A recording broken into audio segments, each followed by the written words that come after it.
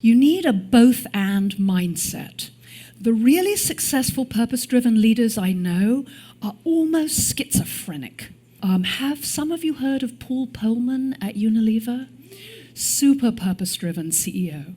He would stand up and he would make an inspiring speech about how Unilever touches 3 billion people every day and children are dying and soap can bring health to the world. And it was this amazing, inspiring speech. And then he would turn around and he'd say, and you?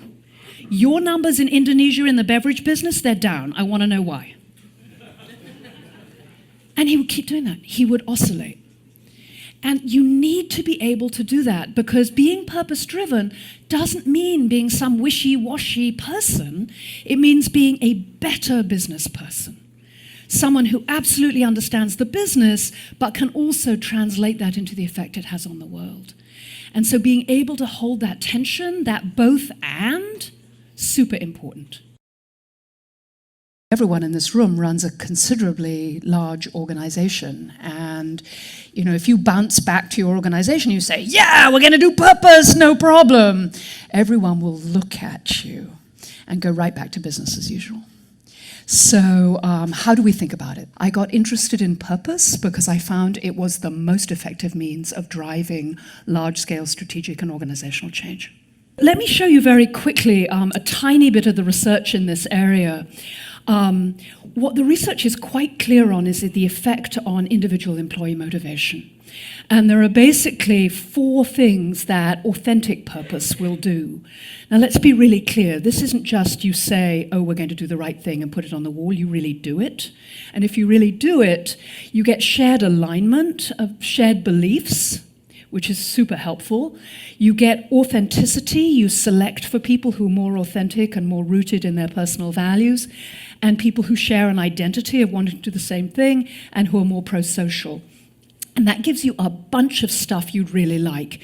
Efficiency wages is the Economist version of people will work for less and work harder.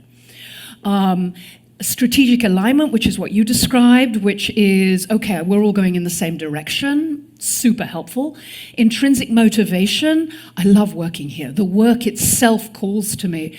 And we know that people are much more creative and do better quality work if they're motivated intrinsically as well as extrinsically. You get dense social relationships and trust, which, because that's where my work is, my research, my pointy-headed academic research is, I'm not going to say more because I won't stop, but I've come to believe that high levels of trust and deep interconnection allow the company to be much more productive, creative, and courageous, which if you're trying to change the company is super helpful. So that's the research on employees. As I say, the research on consumers all over the place, but this emerging sense that you can really get people to switch. So that's nice.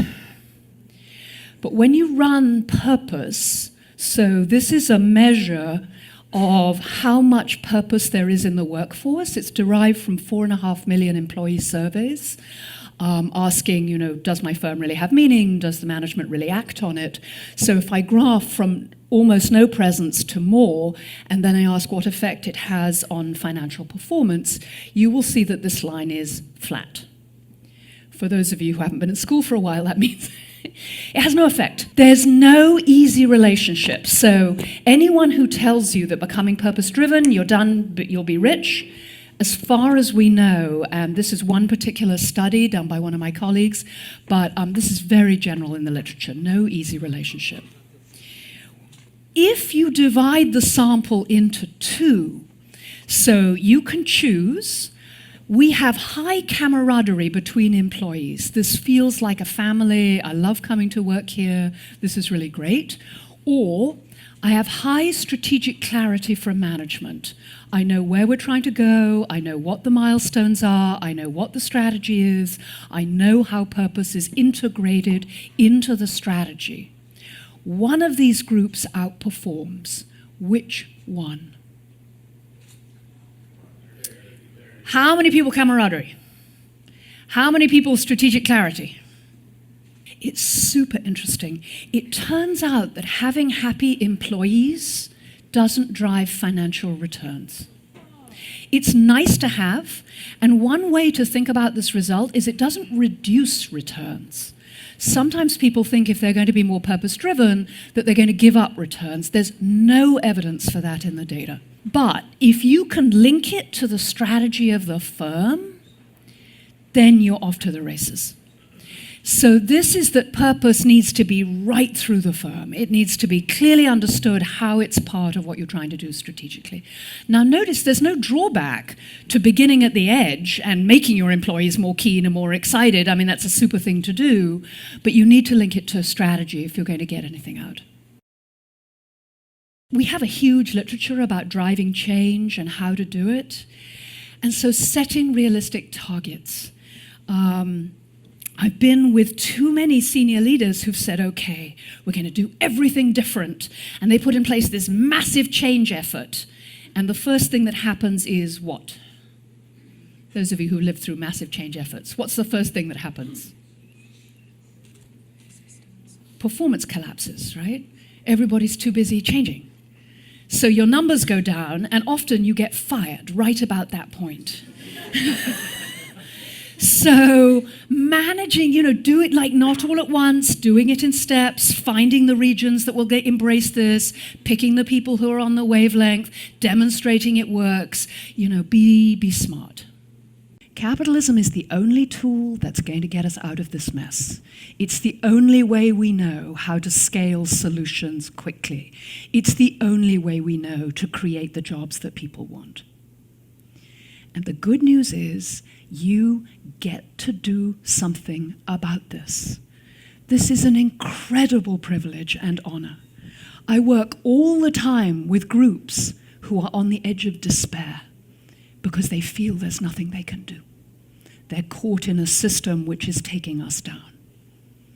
You are fortunate enough to be in a position where you really can make a difference. You get to experience that discomfort, not just on the bike, but in your work. I spent 30 years studying how firms change. This is the change of our lifetime. It will be difficult. It will be hard. But I can promise you, it will be profitable and it will be worthwhile. So, join me. Join the hundreds of business people, the hundreds of thousands of business people who can see the world needs to be changed, who can see that something might need to happen, and are thinking, does that mean this week I should do something different? And the answer is yes. This is the week, this is the day. Forward is apace.